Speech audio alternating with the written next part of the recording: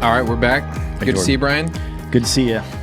We are continuing in a series right now in the book of 1 Timothy. Right in the middle. Right in the middle. We are halfway through, and we're cruising.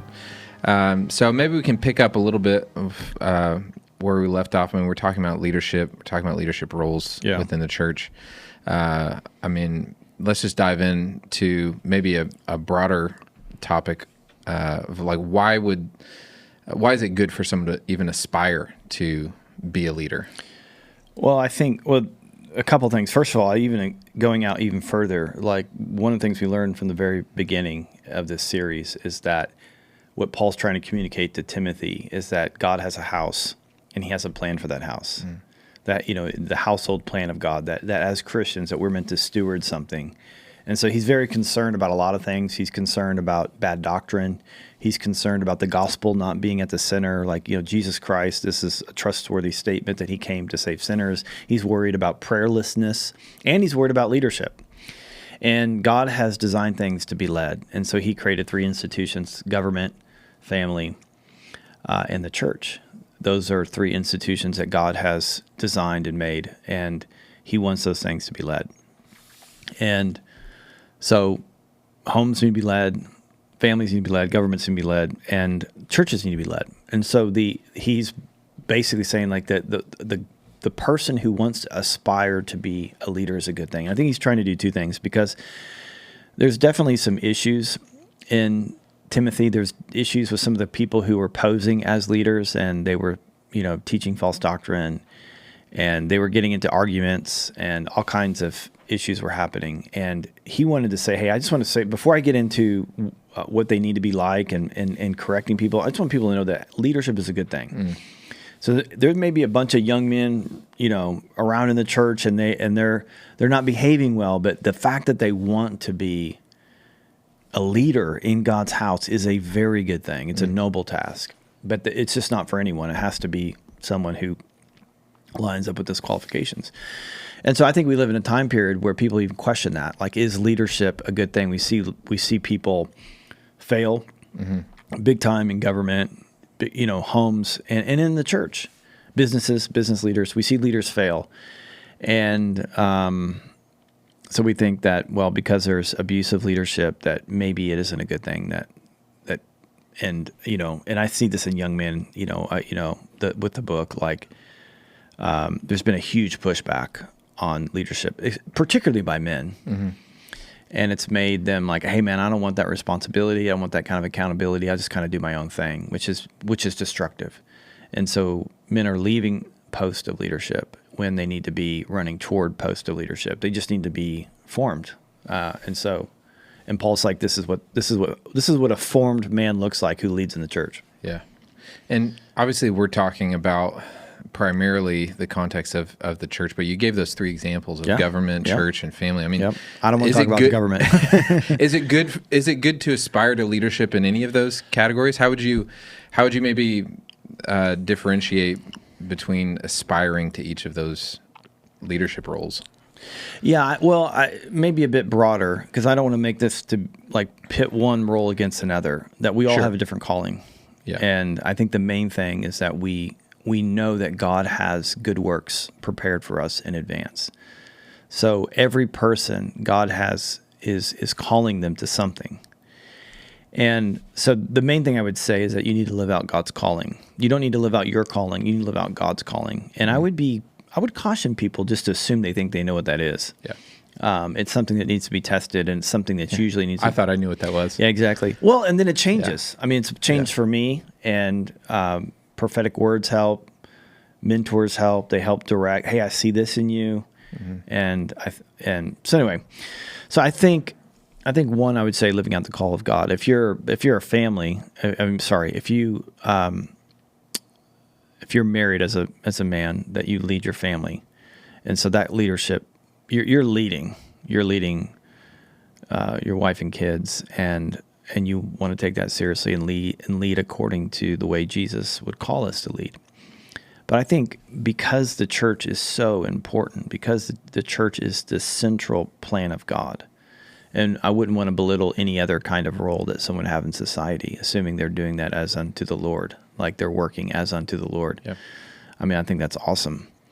But I think Paul's wanting to say, hey, let's take care of God's house. Hosea, that Old Testament prophet, there was a season where everybody was interested in just, fixing up their own house. And they talk about, the wood paneling and all that, which like you've lined your house with all this beautiful wood, but you've neglected the house of God. And so I do think there's a risk. And I think we're probably in that place to where I think men in general have neglected leadership roles generally. They seem to be more passive. But I would say that church leadership has been neglected. I mean, I can remember 20 years ago, it was like such an honor. Like leadership was a really big deal, really revered, and it's that's not so much the case. Part of that is just people see what's happened to the church, and it's gotten a few black eyes. Social media became a thing, and they're just like, man, I don't want that. Yeah. And so, what would you say to someone who currently lacks that desire, who doesn't aspire to leadership within the church? Yeah, I mean, caveat. I mean, but I think in general, meaning like there's probably circumstances that someone's going through where maybe they shouldn't, but I would say, why not? Like, I mean, honestly, like the church is the plan of God. This is like central. So why wouldn't you want to do whatever you can to push that forward? Yeah. Yeah, and it may not be that you're called to be an elder or pastor or church planter or something like that, but man, Paul just wants everyone to know it is a very noble task. And it's noble because it's not always, in a temporal sense, rewarding. Yeah. I mean, Jesus said, I'm the good shepherd, and when you're a shepherd, wolves show up, and there's one person who gets in between. There's only one person who gets in between the wolves and the sheep, and that is the good shepherd, the hired hand who's just kind of in it for when the costs are low and the benefits are high, they're gone. Mm-hmm. And so I think no matter what, I think God is for sure. I would definitely challenge someone on their ownership of the church. Yeah. Because that is the heart of Jesus. And because it was the heart of Jesus, Paul picks up on that. We talked about this too in the Acts series. In Acts 20,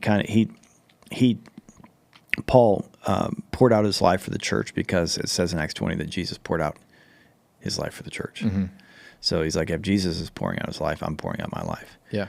So, and it's the same group of people he's speaking to in Acts 20 as in 1 Timothy 3, the church in Ephesus. So, yeah, I think that's important. I mean, starting with that question of like, why not? Yeah. I think genuinely asking yourself that question, I think can quickly expose what's real and actually what's false. Mm-hmm. Like asking yourself the question, why not? Well, it could be that through asking that question, actually reflecting on it, that God actually reveals some things that that just need to be torn down. Yeah. False narratives or a lie. I mean, like you said, there could be genuine reasons why that's the case, but I wonder how many of us, or those genuinely asking that question, could actually experience some real breakthrough. I'm sure someone would be listening to this thinking, of course you would say that. You're a pastor. This is what. But I wasn't always a pastor. I was in the world of finance for 6 years, and just the vision and potential of the church and the fact that God would have me part of play just stole my heart. And so, I think just let your heart get captured by what God is up to. I mean, your place in the church isn't the big deal. The big deal is that you own it and want to do whatever you can to build it. Yeah. And maybe even asking other people that question as well. I remember the role of other people asking me that, why not? And seeing things in me that I didn't see, and being like, well, I'm not sure I see it, but well, why not, give it a try and see what happens, see what God does through it. And so for someone who maybe is motivated, somebody who is aspiring to leadership, are there good motives and bad motives, and how do we how do we discern between the two as we're aspiring to leadership? Yes, there are good and bad motives. I mean, I think the thing I'd say off the gate is like, or out of the gate, is that Jesus was okay with mixed motives. And because it's almost impossible to be completely and totally pure in your motives. I think you want to check your motives.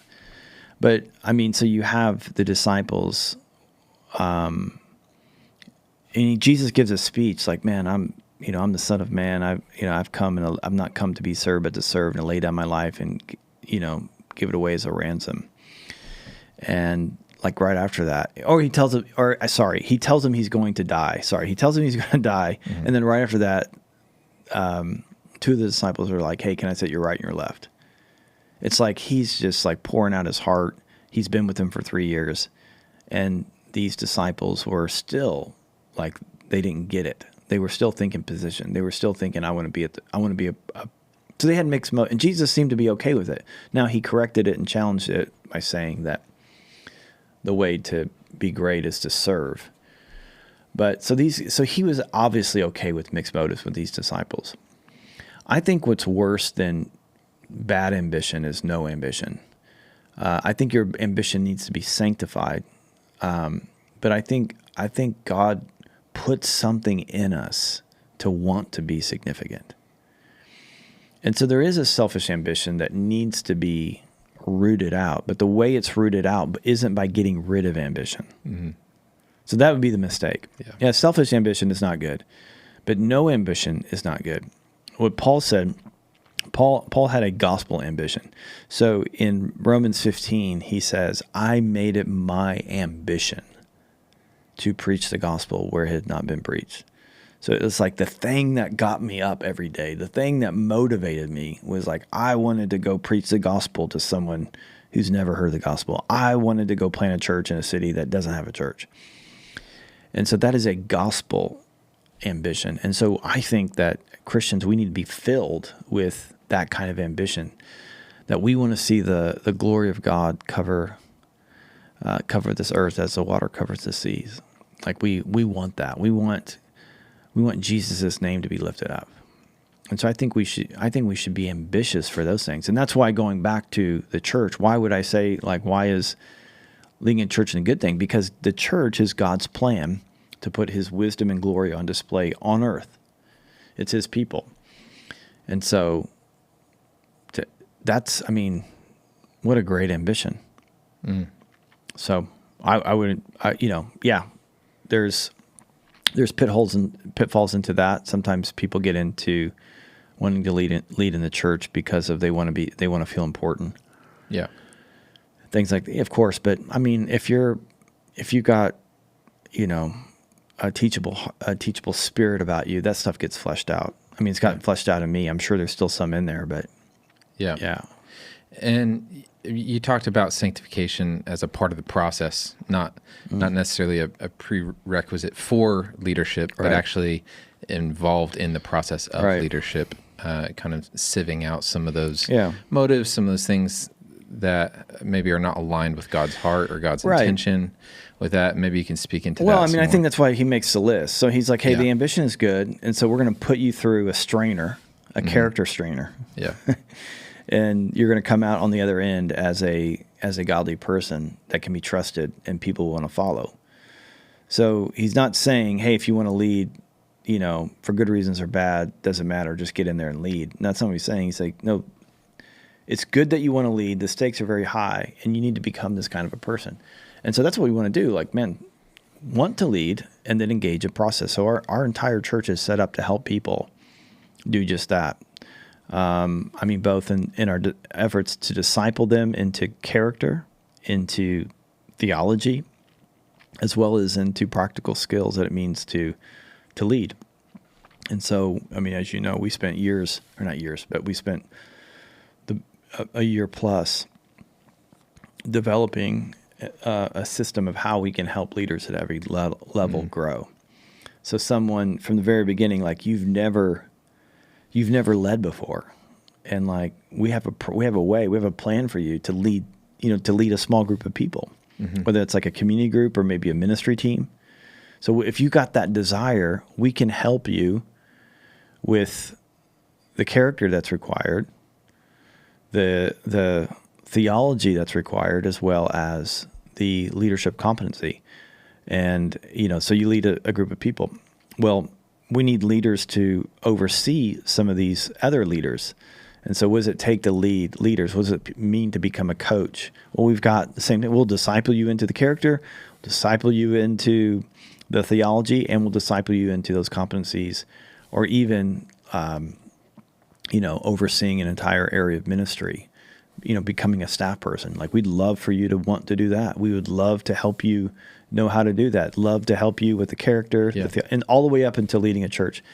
Like, we have a plan for someone who'd want to do that. Yeah.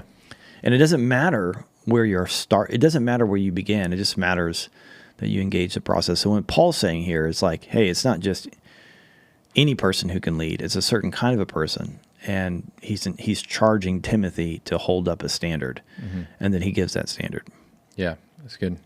I mean, you've led now for, 2.5 decades, and you've been a part of, participated in raising up all kinds of leaders. Yeah. I'm sure at every level throughout the years. I mean, what role does giftedness play as a factor as it relates to leadership development? Well, that gets into capacity. So there's a difference between should someone be an elder, and then what kind of capacity is that elder carrying, if that makes sense. So where giftedness comes in is to the capacity that they would lead, and then maybe the effectiveness. So the Bible certainly is an anti-giftedness, but it doesn't see it as the ultimate qualification.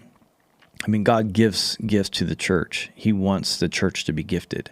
He wants the church to be able to grow and to reach people and to get stronger. And so it's not that gifting doesn't play a role. It's just not the it's not primary factor. Yeah, it's not the primary factor. Yeah. Yeah. So you'd say there's different capacities within a specific role. So whether it's like an elder, we might have a team of elders, but they might operate uniquely within the church to some degree in terms of their capacity and what they're maybe what they're actively engaged with on a daily or weekly basis. Yeah, God is going to give the church the gifts that it needs to grow.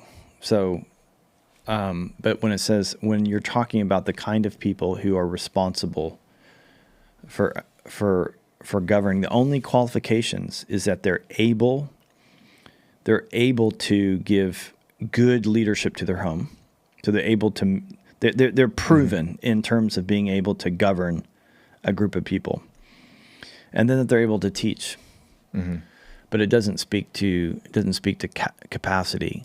And I think giftedness is something that obviously you want your leaders to be gifted, but I think it's something that people look to first, and in some cases ultimate. Like gifting trumps character in many cases, and we've seen that. We've seen part of the reason why churches fall is because we see people who are very gifted, they just don't have the character. Yeah. And they're not, people just skip on that. Yeah.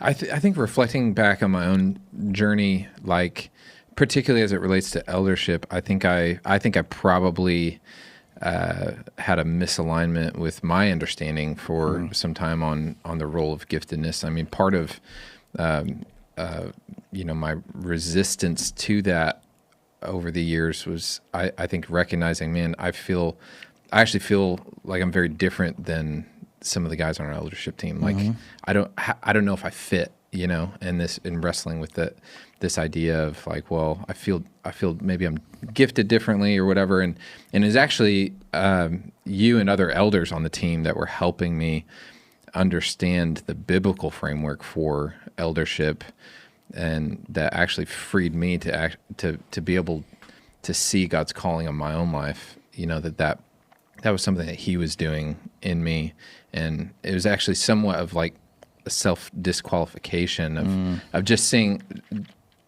like giftedness as somehow part of the equation, and like And once that was removed, I felt such a freedom to engage that process. I think in a new way, and be open to God's direction, God's calling on my life, and see the value of the diversity of giftedness within our eldership team, to see the diversity. Like we're all trying to maintain that standard of qualification, but we're also, different strengths and weaknesses in our giftedness, and that's actually a good thing, rather than something to deter away from that. So I think that's been helpful for me personally as I've journeyed through that. So talking about the process of sanctification within leadership,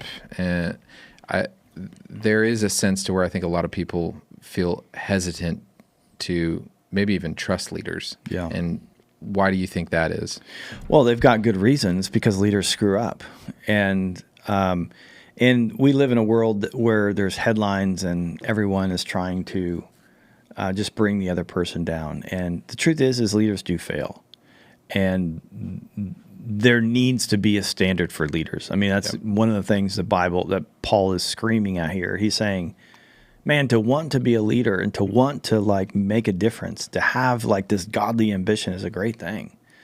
And it's counterbalanced with a man that you can trust. And they go through all these. We won't go through all these qualities, but a bunch of qualities that include like being temperate and like gentle, tough at times, but also tender. And so I think the Bible's saying, hey, you want leaders to be strong, and you want them to be sanctified with godly ambition, not selfish ambition. And so, but they look in the world and they see all these abuses, and so they think that the solution is to make leaders less strong. But the problem is weak leaders are just as dangerous because they don't have the ability to stand up against evil. And that's part of the problem. There's evil in our world, and somebody has to have the strength and the backbone to address that evil and to say, this is right, this is what's just, this is what's good. And that takes strength. And so, yes, you don't want a leader who's abusive. That's why Jesus is so clear. Don't be like the Gentiles. Don't be like the Gentile husbands who lord over their wives. Don't be like the Gentile leaders who lord it over people. Be like me. Like, I have all the power in the world. Yeah. He was very, very strong. And yet he yielded all of that and became a servant. And that's what true godly leadership is. It's not absent of strength and backbone. It has that, but yet it's a man under authority, particularly God's authority. But it gets played out in being under the authority of other men as well. So that's why we believe in team and eldership. Like, there's no one man show. There's no Protestant pope. We are a team of elders doing this together. Well, and what you're describing, I think, is the word meek. Yeah. Like strength under control. Yeah. I think a lot of people see that word in Scripture and like somehow attach weakness to it, but it's not that at all. It's like that strength submitted to God and used for His will and His purposes. I was hanging out with a guy, a brother from Mexico, pastor from Mexico. He's a young pastor. He's just doing amazing. I mean, just a few years in, and they're seeing just dozens and dozens of people baptized. He's a meek man. Like, he walks into a room very humble, very unassuming, but there is a lion inside of this guy. But he doesn't come off as overly aggressive, but he is strong. He is godly. He wants stuff. He's ambitious for the glory of God. But he's meek, and he's, he can take criticism. He can laugh at himself. He's a good man. And so I think that's what you want. You want leaders like that who are strong, and yet they are so approachable. And that's what Paul's talking about here. Yeah, that's good. I think the Bible describes Moses as the meekest man to have ever lived. And I I was reading a lot about his life last year, and I think the thing that stuck out to me most was like he was actually strong enough to overpower and murder a trained Egyptian officer, but he wasn't strong enough to control his own strength, to control his own impulses, and unfortunately for him, it took a 40-year wilderness journey for God to weed that out of him and to shape that in him. But that's the beauty of the story, is that the end of the story is this is the meekest man to have ever lived, man. And he's got murder on his record, right. And it's like, I think that's the beauty of what God can do, is he can shape us. And that's what we're talking about, is like just having a willingness to go through the process, to submit yourself to the Lord, allow him to shape you and mold you, and then see what he can do through you, coming through through that process. So in this, Paul sets up elders in the church, and they have two big responsibilities: to give oversight and to govern, and to teach. And so they're responsible for the doctrine. They're responsible for what the church believes. They're responsible for the overall direction. They're actually responsible for everything. They give oversight. They're pillars in the church. But that doesn't mean that they do everything, which is why in the second half of the book, so the second half of the chapter 3, the first part is about what an elder looks like. If you're looking for someone to give this kind of leadership to the church, look for this kind of guy. But then he ends like, this is not the sum total of the leadership in the church. Mm-hmm. There are other people who come alongside. Uses the word deacon. If you study that word, the narrow sense of the word the broad sense of the word is servant. So like it's just another word for servant. So when Paul says in 1 Corinthians 3, what's Apollos, what's Peter, who am I? We're servants. And servants are called to be faithful. So it's this idea of assisting, coming alongside. But in the narrow sense, it also means it's an office, an office of serving, an office of deacon. And we're a little bit unclear on exactly what they did, but it was somehow connected to coming alongside the elders in pastoral and practical ways to see the church led. And so ministry in the church, because ministry gets released by the elders. So elders don't control ministry. They release and equip people, and they release them to do ministry. You get a good picture of that in Acts 6, where the needs of the church was growing, and the needs of the church were accumulating, and it was beginning to crack and break. And it was a crisis, and the answer was to release other people who were not the elders to carry out the ministry of the church. And so biblically, those are called deacons. They have this leadership role, either pragmatically or pastorally. So they lead a ministry, or they, and so that's another leadership role in the church. Now at Jubilee, we don't call them deacons, and it's just a practical reason why we don't do that. But they do function, and they do function in our church. And they're typically, they're leading an area of ministry. They're a coach. They're on staff. They're carrying things. They're basically anyone who's in a leadership role who's not an elder is basically what the Bible would call a deacon, and they're meant to carry out the ministry so that the church can continue to expand. And this is an area where that's open to men and women, that we would just want to encourage people. In fact, Paul did. He encouraged them to say this is, and he gives a reason why. Not just so that the church can grow, but there's a benefit to the individual if they'll take on this leadership role. Mm. So talking about deacons, you mentioned they're open to men and women. They're not gender exclusive. Mm-hmm. What makes you say that for this role specifically?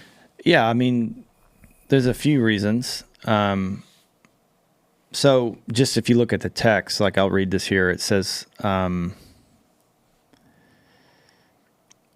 verse 11, so it says some very similar things. Deacons likewise must be dignified, not double-tongued, not addicted to much wine, not greedy for dishonest gain. And then lists a few things. And then it says, their wives likewise must be dignified, not slanderers, but be sober-minded, faithful in all things. So that word wives, so there's really one Greek word that can be translated wives or women. Some translations say, and women likewise. They don't say wives. And so so one thing you have to wrestle with then is why would there be if it is wives, for example, so if what Paul meant actually is that deacons are also men, and he's also giving qualifications for the wives of a deacon. Why would Paul give a qualification for the wife of a deacon, but not give a qualification for the wife of an elder? Mm. And so it's kind of like, because in the way it works is that eldership for lack of a better word, a higher calling in the sense that they have more responsibility. They have oversight responsibility. It should be a stricter. And so this would make deacons like a stricter call. Mm. But the real reason is that because the word can also mean women. And it's interesting, if you look at verse 8, it says deacons likewise must be dignified, and women likewise must be dignified, not double-tongued, not slanderer. I mean, so it kind of gives like the same qualification. So one is that Paul here, that word can mean women. Secondly, if you go back into, I think it's Romans 16, verse 1, talks about Phoebe as a deacon. Mm. So you have a example. You can't build an entire theology around one thing, but you kind of put some of these clues together, and it seems like it's coming alongside, and it's clear that Paul's heart, and this is the New Testament heart. The New Testament heart is we're all in this together, one big family, men, women together, and that actually it's necessary. And so the reason why for elders need to be men is because God has called men to be the servant leaders of their home, and it's very much connected how we have a house and God has a house, and if you lead your little house well, He'll invite you into more responsibility to lead God's bigger house. So just like fathers and husbands are men, elders are men because they have that fatherly role in the church.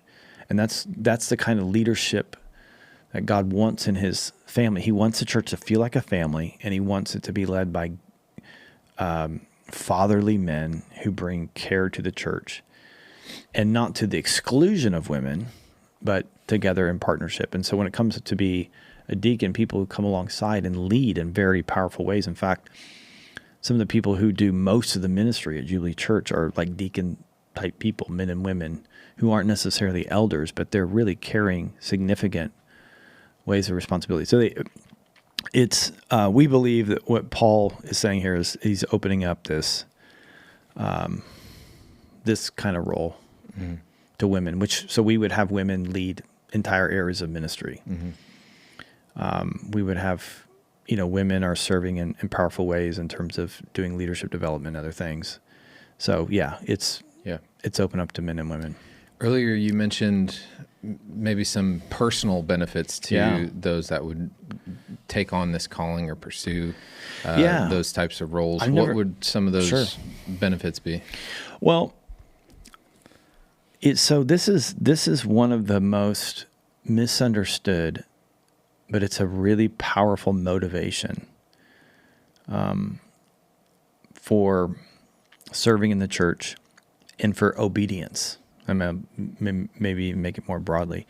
Paul communicates this in Philippians 2, where he says it's to work out your salvation in fear and trembling, for it is God who is at work in you, causing you to give you both the will and the way to do it. In other words, like God is supplying you with the ability and the motivation. He's giving you everything you need in order to do what He's asking you to do. And so when you obey Him, you're drawing His supply, and you're walking out obedience, not in your own strength, but in His strength. And it's leading to future glory is really the way Paul puts it. And here you get a similar picture. So in verse 13, it says, "For those who serve well as deacons gain a good standing for themselves and also great confidence in the faith that is Christ Jesus. In other words, that if we serve well, and to serve well, I think 1 Peter 4 gives a great illustration for how we serve well. It says, he who speaks or he who serves, does so in the strength that God supplies. So the way that you and I serve well is we do it in God's strength. And the reason why we do it in God's strength is because we're doing what God's asked us to do. Whatever God calls a person to do, he gives them the strength. He's talking about money, but in 2 Corinthians 8, Paul says, my God is able to supply. This is 2 Corinthians 9, that he gives us grace. He gives us a sufficiency for us, and he gives us an abundance for every good work. And so every good work, everything that God's called us to do, he gives us an abundance of provision. There he's talking about money in 2 Corinthians 9, verse 8. But it applies to like our ability to get something done. The great picture of this is the feeding of the 5,000. God says, you feed them. I'm calling you to feed this crowd. This is my call on your life. Jesus is very clear. I want you to feed them. And it's like, with what? Well, not with our strength, but his strength. And God does a miracle and supplies the provision in order to do what he's asked you to do. And that is what he's saying here. Those who serve well, that is, those who do what God asked them to do by the provision of God, they're going to gain confidence. So you think about the disciples who fed the 5,000 with the miracle and the strength that God, I think they got pretty confident in Jesus after that. Like their faith was built up. And what he's saying, listen, leadership is a good thing. Maybe you're not an elder, but man, go and do something in his house. Come alongside, do something practical, do something pastoral. Lead in the house of God. And if you do that based upon his calling and his strength, what's going to happen is God's going to work in you. You're going to see good things happen, and it's going to build your faith. Mm-hmm. It's kind of like in John 2, kind of bouncing around here, but when at the wedding feast, so the story, they ran out of wine, and so Jesus says, go take these big jars, fill them up with water, bring them back, and then as they begin to pour out this, they thought was water in a jar, becomes the best wine possible. And then it said, and the master of the feast, who did not know where it came from, although the servants knew. In other words, those who are part of obeying Jesus to go fill these jars up with water, they saw the miracle. And there was like a reward for them. And I think the same is true for you and I, is like those of us who like obey the voice of Jesus and we participate, like we just go do practical things. We just greet, we just lead groups, we just open up our home, and we see God do the miracle. God does a miracle in people's lives. Lives get transformed. It produces an increased faith. So now everyone who comes to the church is going to benefit from what God does through people. Everybody gets to drink the wine. Everybody gets to receive when they come to our groups, when they experience ministry from Jubilee Church. But those who participate in serving, those who participate in the process, they see something and they get a benefit out of it beyond just people who, are the end user. And so that's what Paul's saying. Paul's saying you gain for yourself confidence in Christ, that if you're a part of seeing that happen. So yeah, that's good. So you can do things for the wrong reasons, like not because God's called you to do, because you want to like manufacture something out of your own strength. I'll show those people how awesome I am. And that's not a good way to serve. But if you do things like, man, God's calling you to serve, God's calling you to do some things, you do that in his strength, it gains faith. I think that's helpful because so many times we think about doing things in God's strength and it can feel so theoretical. Like, what does it mean to like do something in God's strength? Do I just have to like pray more or something? And I think what you're talking about is separating, like turning away from doing, maybe your will, your ways, to tethering yourself to Jesus, saying, hey, I want to do your will and I want to do it your way. Yeah. And I wonder if that's what Jesus is getting at when he's like, yoke yourself to me and I'll give you rest. It's exhausting doing your own will, your own way. And even if it's for God's glory, it's like that is where we get exhausted. He wants a relationship. I think it's kind of like it doesn't have to be a mystery, but like he wants a relationship. He wants to whisper things in your ear. He wants to say, hey, I've got things for you to do. Mm-hmm. He wants you to lean in. He wants you to trust. And he's not just like, here's a list of things I want you to do. I'll see you in heaven. That's not what he's interested in. He's interested in us experiencing him and growing in our faith. It's a walk. It's a journey. Yeah. And so for someone who this feels really mystical to them, like, what does it mean to be called? Well, I mean, you need brothers and sisters to help you figure this out, but that's what we're doing here. Mm-hmm. And God really will speak to you, and God really will say, I want you to do these things. But you have to you have to pick up your cross. You have to deny yourself. You have to say, my life is yours, God. You can ask, you can tell me to do whatever you want. If you say, God, I've got this slot of my week that I'll give you, and you can have this, but you can't have this. He's not interested in that. He wants all of you, and he'll give you all of him. And that's for everyone. So anyone who gives themselves over to say, hey, I want to serve Jesus. I want to walk with Jesus. I want to do what he wants me to do. I want to participate in building up his family here on earth, that's what God's doing. Mm-hmm. He's seeking, and what is God? I have come to seek and save the lost. If we join him in that, and we say, hey, I want to be with you in this, tell me what to do. He will tell you what to do. And whatever he tells you to do, even if it seems impossible, he will give you the strength. Yeah. And the more you do that, the more confident you'll be. Absolutely. Yeah, it's good, man. All right, brother. Appreciate it. All right, man.